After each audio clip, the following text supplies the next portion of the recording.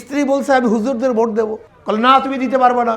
ফেরাউন উত্তাসুরি যুক্তি না মানিয়া স্ত্রীর উপর আঘাত করছে, কোপ দিছে, কিন্তু স্ত্রী স্পষ্ট বলছে আমাকে মেরে ফেলতে পারেন, কিন্তু ইসলামের বাহিরে, ওলামায়ে কেরামের বাহিরে আমি আমার ভোট দিতে পারি না, রায় দিতে পারি না, সমর্থন করতে পারি না। চরমনার ঘটনা বলছি, এই ফেরাউনের জমানার কথা না। কীর্তনখোলার তীরে বরিশাল শহরে বইছে নির্বাচনী হাওয়া। সে হাওয়ায় পাল তুলেছেন ইসলামী আন্দোলন বাংলাদেশের সিনিয়র নায়েবে আমির মুফতি সৈয়দ মোহাম্মদ ফয়জুল করিম। তিনি প্রচলিত ভোটের প্রচারণার সঙ্গে যুক্ত করেছেন নতুন মাত্রা, ওয়াজ। নবী আলাইহিস সালাতু ওয়াস সালামের নবুয়তের পরে সর্বপ্রথম ঈমান কোন পুরুষ গ্রহণ করতে পারে নাই। ভোটারদের কাছে তার প্রতিশ্রুতি ইসলামী শরিয়াহ ভিত্তিক রাষ্ট্র প্রতিষ্ঠা করা। এখন হক এবং বাতিলের মধ্যে পার্থক্য করার মূল মাধ্যম হলো সিল ভোট। আজকে হাত পাখা ইসলামের পক্ষে, অন্য মার্কা ইসলামের বিপক্ষে। এ পর্যন্ত তিনবার নির্বাচনে অংশ নিয়ে একবারও জয়ের দেখা পাননি ফয়জুল করিম।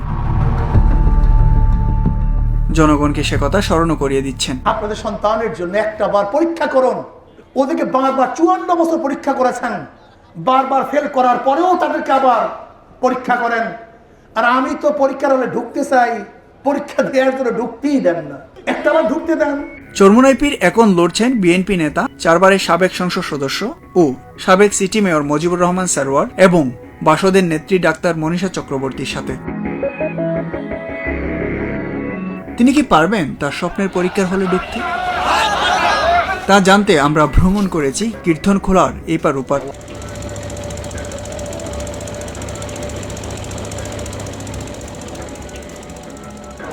কোরআন সুন্নাহর আলোকে কাজ করবে, নবীজির দেখানোর পথ হিসাবে উনি কাজ করবে, এগুলোই আমরা চাই যে পরবর্তী দেশে শান্তি শৃঙ্খলা বজায় থাকুক।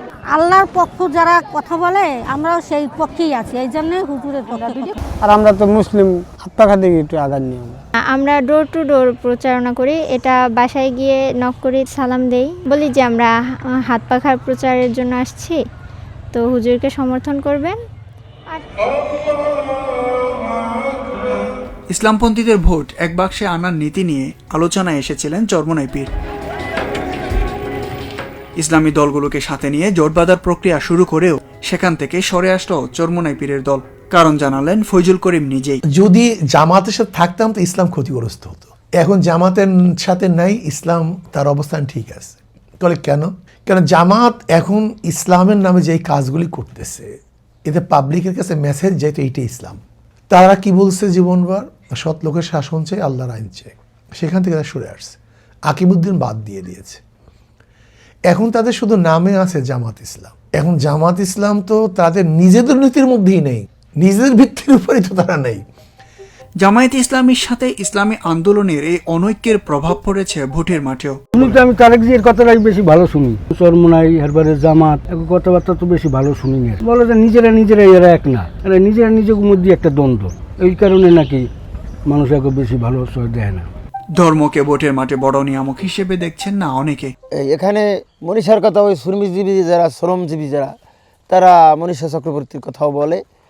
আর দানের শেষ আগ থেকে এরা ভালোবাসছে ওই জিয়ার আদর্শ এবং তারেক রহমান এর আদর্শে। চরমোনাইয়ের ওয়াজের ভক্ত, তাই বলে তাকে জনপ্রতিনিধি হিসেবে মানতে নারাজ বিএনপির এই নেতা। আমি তো ব্যক্তিগতভাবে তার মাহফিলে যে যোগদান করি, বা আমার মতো এভাবে হাজারে হাজারে জাতীয়তাবাদী আদর্শে বিশ্বাসী বা অন্য কিন্তু মাহফিলে অংশগ্রহণ করার অর্থে এই নয় যে আমি তাকে আমার প্রতিনিধি হিসাবে আমি তাকে মনোনীত করব। সম্প্রতি বরিশাল সদরের ভোটের মাঠ পর্যবেক্ষণ করে এসেছেন BRAC institute of governance and ডেভেলপমেন্টের গবেষক এবং ঢাকা বিশ্ববিদ্যালয়ের উন্নয়ন অধ্যয়ন বিভাগের অধ্যাপক আসিফ মোহাম্মদ শাহান। তিনি জানান, 5-এ আমার মনে হচ্ছে না যে ওই জায়গাটায় চরমোনাইয়ের পীর সাহেব যিনি দাঁড়িয়েছেন ওনার জেতার খুব একটা সম্ভাবনা আছে বলে আমার মনে হচ্ছে। ওইখানে বিএনপির স্ট্রাকচার, মানে party structure strong. The other hand চরমোনাইয়ের পীর সাহেব, ওনার যে মুরিদ আছে, ওনার মুরিদদের মধ্যে কয়েকটা ইউনিয়ন ইস্যুতে থাকেন, ওইখানকার ভোটগুলো উনি পাবেন। এর বাইরে অনেক মানুষের কাছে আমি শুনেছি যে ওনাকে ভোট দিব কেন, উনি কি আমাদের কখনো দেখতে আসছেন আমরা কীরকম থাকি।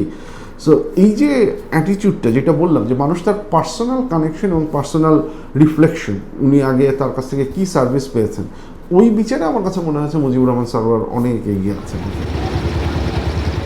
কীর্তনখোলার পাড় থেকে আমরা চোখ ফিরাই খোয়াইপাড়ে চুনারুঘাট মাধবপুরের দিকে। হবিগঞ্জ 4 আসন এটি। আলোচিত ইসলামী বক্তা মোহাম্মদ গিয়াসউদ্দিন তাহেরি লড়ছেন এখানে।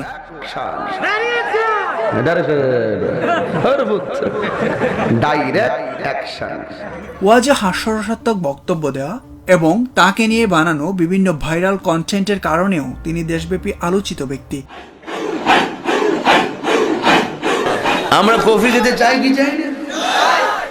আমি বলেছিলাম চা ঢেলে দিই, ওরা আমার বিরুদ্ধে মামলা করে দিয়েছে। আমি গিয়ে চিটাগং বলেছি, ঢেলে দিলে খাই মানুষ, ফেলে দিলে খাই কুকুর। তিনি লড়ছেন বাংলাদেশ ইসলামী ফ্রন্ট তথা সুন্নি জোট থেকে। ইসলামী খিলাফত প্রতিষ্ঠার আহ্বান, ধর্মের কঠোর বিধিনিষেধ আরোপের ভয় বা হাস্যরসাত্মক বক্তব্য কিছু নেই তাহেরির মুখে। চুনারুঘাট মাধবপুরের অলিগলি ঘুরে তিনি শোনাচ্ছেন সম্প্রীতির বাণী। সুন্নিদের দ্বারা স্বাধীনতার আগে এবং পরে কোনোদিন মাজার ভাঙ্গা হয় নাই, মন্দির ভাঙ্গা হয় নাই। মা বোনদেরকে বলবো, মা আপনার মূল্যবান ভোট মোমবাতিতে দিবেন। দেশে শান্তির লক্ষ্যে মাজার, খানকা, মন্দির এইগুলাতে যেন কেউ আঘাত না করে, কেউ ভাঙচুর না করে। দেশের শান্তির জন্য আমরা মোমবাতির পক্ষে এবার থাকতে হবে, ঠিক না বেটে? চুনারুঘাটে নাসির উদ্দিন সিফাহসালার মাজারের প্রভাব এবং আহলে সুন্নাওয়াল জামায়াতের ভোট ব্যাংক তাহেরের মূল শক্তি বলে মনে করা হচ্ছে। তবে ভোটারদের মধ্যে উল্লেখযোগ্য সংখ্যক চা শ্রমিক, যাদের অধিকাংশ হিন্দু, তাদের আকৃষ্ট করতে গিয়াসউদ্দিন তাহেরি ঘুরছেন চা বাগানে, দিচ্ছেন নানান প্রতিশ্রুতি। চা শ্রমিকদের জন্য আমি টেকসই এবং স্থায়ী সমস্যা সমাধানের জন্য আমি পদক্ষেপ গ্রহণ করেছি, ইনশাআল্লাহ ইনশাআল্লাহ। ভিন্ন ধর্ম ও মতের মানুষকে আশ্বস্ত করছেন তিনি, বলছেন শান্তিপূর্ণ ও অন্তর্ভুক্তিমূলক সমাজের কথা। আমরা রক্তের রাজনীতি চাই না, আমরা গুমের রাজনীতি চাই না, আমরা খুনের রাজনীতি চাই না, আমরা পেশি শক্তির রাজনীতি চাই না, আমরা সম্প্রীতি রাজনীতি চাই। এই দেশে মুসলমান, হিন্দু, খ্রিস্টান, বৌদ্ধ সকলে যার যার ধর্ম স্বাধীনভাবে পালন করবে। হবিগঞ্জ 4 আসনে গিয়াসউদ্দিন তাহেরির প্রধান রাজনৈতিক চ্যালেঞ্জ হিসেবে দেখা দিচ্ছে তার স্থানীয় পরিচয়। কুমিল্লার দাউদকান্দিতে নিজ বাড়ি হলেও হবিগঞ্জের মাধবপুরে তার শ্বশুরবাড়ি হওয়ার সুবাদে তার একটি পারিবারিক যোগসূত্র রয়েছে। তবে স্থানীয় ভোটারদের বড় অংশের মতে সরাসরি রাজনৈতিক সংযোগ ও তৃণমূলে তার অবস্থান এখনো সেভাবে মজবুত হয়নি। অন্যদিকে এ আসনের শক্ত প্রতিদ্বন্দ্বী বিএনপির প্রার্থী SM ফয়সল। তিনি কেবল অভিজ্ঞ রাজনীতিবিদ নন, বরং একজন শিল্পোদ্যোক্তা হিসেবে এই এলাকার অনেকের কর্মসংস্থান সৃষ্টি করেছেন। ফলে তার রাজনৈতিক ও সামাজিক প্রভাব মোকাবেলা করে জয় ছিনিয়ে নিতে তাহেরিকে একটি কঠিন লড়াইয়ে অবতীর্ণ হতে হবে।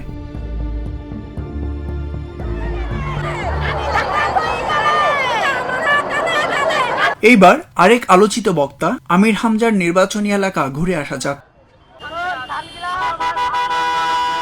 কুষ্টিয়া 3 আসনে জামায়াত ইসলামের প্রার্থী হিসেবে লড়ছেন তিনি।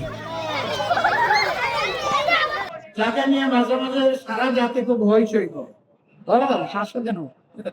যাকে নিয়ে তো হইচই করে, তাই না? নির্বাচনী এই লড়াই অব্যাহত রাখতে পারে। আমির হামজাকে লড়তে হচ্ছে বিএনপি মনোনীত প্রার্থী প্রকৌশলী মোহাম্মদ জাকির হোসেন সরকারের সাথে। উনি গ্রিন কুষ্টিয়া ক্লিন কুষ্টিয়া নামে পরিবেশ ভারসাম্য সুন্দর পরিষ্কার পরিচ্ছন্ন তার যে কাজ করছে, এবং ইয়াং ছেলেপেলে ছাত্রদল, মানে উনি তো একটা দল করে, ছাত্রদল যুবদল, যে ইয়াং ছেলেপেলেদের নিয়ে নিজের সাথে থেকে যে কাজগুলো করছে, এটা কিন্তু একটা ব্যাপক সবাইকে মনে আকৃষ্ট করেছে। বিএনপি মনোনীত এই প্রকৌশলীকে টেক্কা দিতে দিনরাত এক করে হামজাও ঘুরছেন ভোটারদের দ্বারে দ্বারে। এই কুষ্টিয়ার সদরে সবচাইতে বেশি হয় যেটা, তার নাম চাঁদাবাজি এবং দখলবাজি, দুর্নীতি আর সন্ত্রাস। আমি আপনাদের সন্তান হিসাবে, কুষ্টিয়ার মানুষ হিসাবে কথা দিতে পারি, আগামীতে আমরা এই 4টা বিষয়কে কুষ্টিয়ার মাটিতে কবর দেব ইনশাআল্লাহ। জুলাই অভ্যুত্থানের পর রাজনীতির নতুন যে সমীকরণ তৈরি হয়েছে তার বিজয় নিশ্চিত করতে সহায়ক হবে বলে মনে করেন আমির হামজা। প্রায় 16-17 মাসে অলরেডি মানুষের যে মাইন্ড সেট আপ হয়ে গেছে বাংলাদেশ জামাত ইসলামের প্রতি। আমরা দেখতে পাচ্ছি আগের সেই পরিমাপ এখন আর নেই। এবং সম্প্রতি বেশ কিছু বিতর্কিত বক্তব্যের কারণে সমালোচনার মুখে পড়তে হয়েছে তাকে। সেসব মোকাবেলা করেই এগুচ্ছেন তিনি। 257টা রাষ্ট্রের ভেতরে সিহারের এই কাটিংটা সবচাইতে সুন্দর। যার কি নাম বলেন তো দেখি? রাশমিকা মান্দানা, নাম শুনেছেন? খালেদা জিয়ার দ্বিতীয় ছেলের নাম কি? কয়কার বাদ দিয়ে যদি শুধুমাত্র হর্ষকার দিয়ে দেন, এই কো কো, ওর দাদি যদি ডাক দেয় যার দাঁত নেই, কি বলে ডাকবে? কুকুর। আমার ভুলের জন্য আমি মাফ চেয়েছি, ক্ষমা চেয়েছি, সংশোধন করে নিয়েছি। আশা করছি আল্লাহ আমাকে মাফ করে দেবে। প্রশ্নের মুখোমুখি হতে হচ্ছে জান্নাতের টিকিট বিক্রি প্রসঙ্গেও। পীর এবং ধর্মীয় বক্তারা তাদের জনপ্রিয়তাকে ভোটের ব্যালটে রূপান্তর করতে পারবেন কিনা জানতে চাইলে এই গবেষক বলেন, তাদের একটা ভক্তকুল থাকে, সেটা ঠিক আছে, কিন্তু সেই ভক্তকুলটা যে সবসময় ভোটে ট্রান্সফার হবে এইটা মনে হয় না। সো এইখানে মানুষজনের ভোটের ক্ষেত্রে অনেক সময়ই যেটা ডিপেন্ড করে হচ্ছে গিয়ে লোকাল এমপি যারা আছেন বা লোকাল এমপি যিনি হবেন তিনি আসলে কতখানি সার্ভিস ডেলিভারি দিতে পারবেন, তার সাথে হচ্ছে গিয়ে তার ব্যক্তিগত সম্পর্ক কতখানি, তার পূর্বের অভিজ্ঞতা কি সার্ভিস ডেলিভারির ক্ষেত্রে, এই জিনিসপত্রগুলোর উপর হচ্ছে গিয়ে ডিপেন্ড করে। তাহলে আমার মনে হয় না যে সেটা ভোটে তাদের পক্ষে যে খুব বড় ধরনের কোনো প্রভাব রাখতে পারে, সেটা মনে হয় না। মানে যা সিম্পল ফ্যান বেজের উপরে বেস করে নির্বাচনে জিতে আসা, এইটা খুবই ডিফিকাল্ট, অসম্ভব মোটামুটি।